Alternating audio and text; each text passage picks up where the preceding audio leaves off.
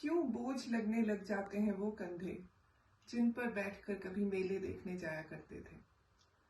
आज की इस टॉक में एक बहुत ही इमोशनल सा टॉपिक मुझे जहन में आया। क्यों आया वो आपको बताती हूँ कि आज एक पार्क में जाना हुआ मेरा, और वहां पर एक बेंच पर एक बहुत ही बुजुर्ग व्यक्ति बैठे हुए थे और अकेले बहुत उदास से लग रहे थे।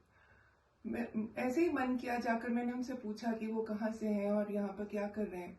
तो उन्होंने कहा कि यहीं इसी शहर से हूँ और बस ऐसे बच्चों को खेलते हुए देख रहा था। तो मैंने कहा आपके घर में कौन कौन है? कहते सभी हैं लेकिन मैं अलग घर में रहता हूँ। तो मैंने कहा क्यों, आपकी पत्नी? कहते वो तो गुजर चुकी हैं और बच्चों के पास मेरे लिए समय नहीं होता और उनके लिए भी ठीक है कि मैं अकेला ही रहूं। कहीं ना कहीं मेरे जहन में ये बात आई कि क्या आज की इस दुनिया में हम एक ऐसी चीज को जानबूझकर भी अनदेखा कर रहे हैं जो है हमारे बुजुर्ग। आज जब संयुक्त परिवार टूट रहे हैं और आजकल वो भी देखने को नहीं मिलता कि बच्चे दादा दादी की, नाना नानी की कहानियां सुनते थे, बच्चे अपने फोन में अपनी जिंदगी में व्यस्त हैं। और जो हमारी युवा पीढ़ी है वो शायद अपनी जिंदगी में इतनी बिजी है, वो समय नहीं दे पाते।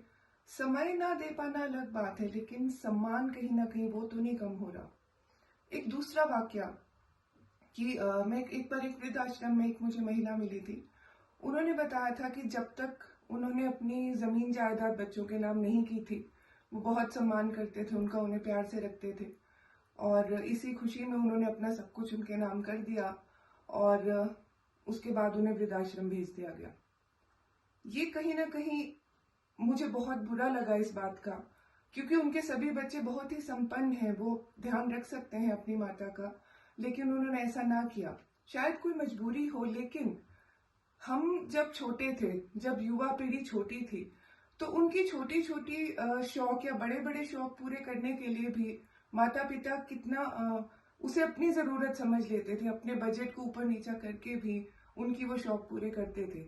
लेकिन आज उनके कुछ बुजुर्गों के कुछ छोटे छोटे शौक या उनकी ख्वाहिशें भी फिजूल खर्ची या बोझ बोल दी जाती हैं। आप सोचिए उनके दिल पर क्या बीतती होगी। क्योंकि अगर हम कहें कि हमने बहुत तरक्की कर ली है आज, तो तरक्की कहीं हमारी नींव को खोखला तो नहीं कर रही, क्योंकि नींव तो कहीं ना कहीं वहीं से मिली थी। हमने अपने ईंट पत्थर के मकान में मंजिल पे मंजिल बना ली, लेकिन उस नींव पे जरूर ध्यान दें। और मैं बुजुर्ग लोगों से भी कहूंगी कि इस बात को भी समझें कि हाँ, आज बच्चे अपनी नौकरी में, अपने व्यवसाय में बिजी हैं, और वो भी इतना चिड़चिड़ा ना होकर अपने दोस्तों के साथ संपर्क रखें, अपनी कोई हॉबी जरूर जिंदा रखें और सहारा बने एक दूसरे का। क्योंकि जिंदगी बहुत छोटी है, जितना इसे हम खुशियों से भर सके उतना अच्छा रहेगा।